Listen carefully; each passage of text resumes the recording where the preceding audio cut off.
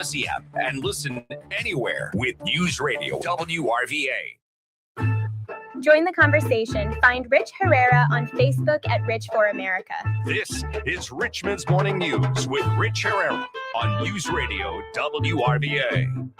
All right, thanks for joining us, everybody. It's 8:36 here on News Radio WRVA. My name is Rich Herrera. Breaking news I will pass along to you right now. The official Iranian news agency says that the attacks against Israel have stopped.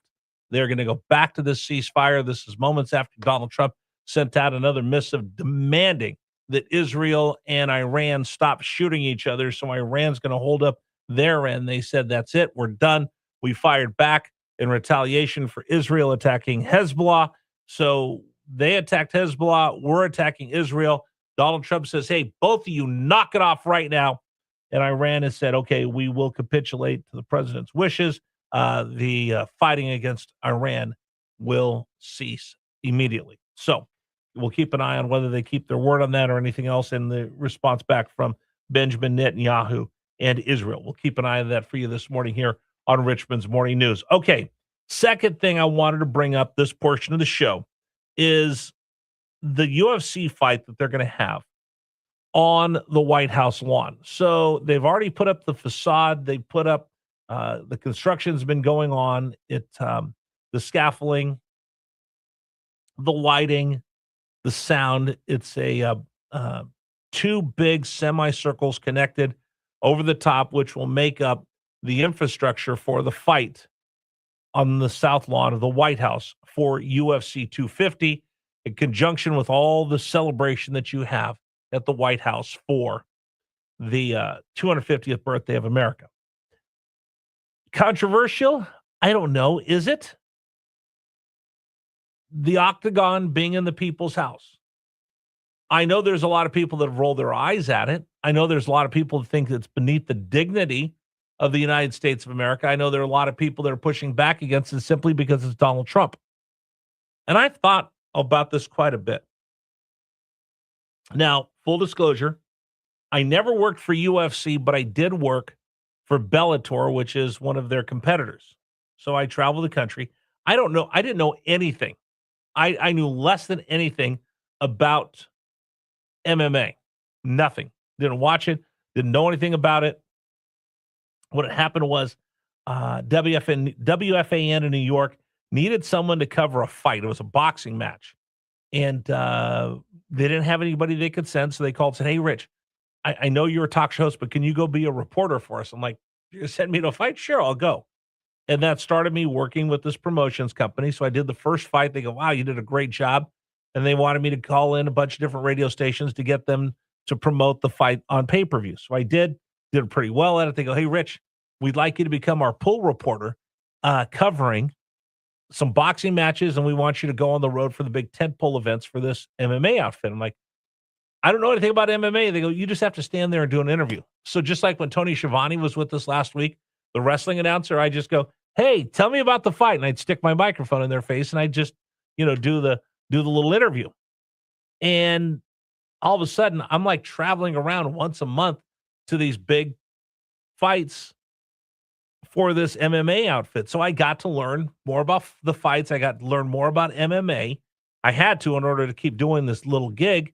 Got to know a lot of the fighters. Michael Chandler, who's going to be fighting at the White House. I'm trying to get him on the program before the fight. It's been pretty remarkable. And like I said, I had a great time following around, saw some amazing fights, met some amazing athletes. So I'll just say that am I the biggest MMA fan in the whole wide world? No, but I will watch it, and I do enjoy because I see how hard that sport is. But immediately when Donald Trump said, hey, I'm gonna have this at the White House, the elite started saying, ugh, how gauche. How dare you have something like this on the White House? Donald Trump goes, I don't care. We're going to do it anyway. And to me, this is why Donald Trump connects with people, with real people, not those in Northern Virginia, not the elites, not those in the East and the West Coast, but the people that drive pickup trucks and actually live paycheck to paycheck, which is most of us. MMA is huge. MMA is a sport that continues to grow. We just had Dana White on the Brett Boone podcast. So if you're a sports fan, I got a podcast that I produce and I co-host with Brett Boone. We just had Dana White on the show. Like today, Albert Bell's coming on the program. So we had Dana on. One of the questions I wanted to get asked was, why is MMA, why is UFC the next big thing that actually popped? Because forever you heard, oh, this is going to be the next big thing. It's going to be hockey. It's going to be soccer. It's going to be this. It's going to be that. This is the next big sport. UFC is the one that actually supplanted boxing. And I would venture to say it's more popular than hockey. And it's given basketball a run for its money. And it's right there. Probably the top three most passionate sports bases are the National Football League / college football, Major League Baseball, and I think the UFC. So Donald Trump embraces this because those are real Americans, and he invited them to come out to the White House. And I thought to myself, is it beneath us? I don't know. But is it American? Absolutely. And if you want the elites to stand there, then go show some opera singer out there celebrating an operetta. If you want real Americans, then you do UFC, and that's what they're doing. Now, there are two guys. I don't know who they are. I don't know if it's men or women, but they're two Virginia residents that filed a lawsuit to stop it. Are they stopping it because they actually believe in what they're saying, which is they filed a lawsuit against the National Park Service and the Department of the Interior seeking an emergency injunction to stop the event? According to the lawsuit, organizers ignored federal permitting rules, skipped environmental reviews, and triggered conflict of interest concerns. Or is that just a bunch of lawyer speak by some people that have Trump derangement syndrome that think this is beneath them, and they're going to attack the White House and tell them they can't do it? I'll open that up for you. By the way, coming up in the 9 o'clock hour, Cup of Joe's here. Super Dave's not. I'm just going to run wild and take over the show and go to 10 o'clock today because I do want to open up phone lines and I want to hear what people have to say about the UFC being at the White House. So, Cup of Joe, I'm just going to give you a notice right now. We're going to go to 10 o'clock today. I'm going to take telephone calls. I really want to hear what the American people, I really want to hear what people in Virginia have to say about UFC coming to the White House. And two people from our Commonwealth are saying, no, we don't want that there. And we'll make sure that we pound our feet and don't want it as much as they can. We'll take telephone calls about that. You want to comment? I'll take your text messages. We read the best text message is 655, 755, 855. But to me, this is just, folks, can't we just celebrate America? Can't we just celebrate how great this country is?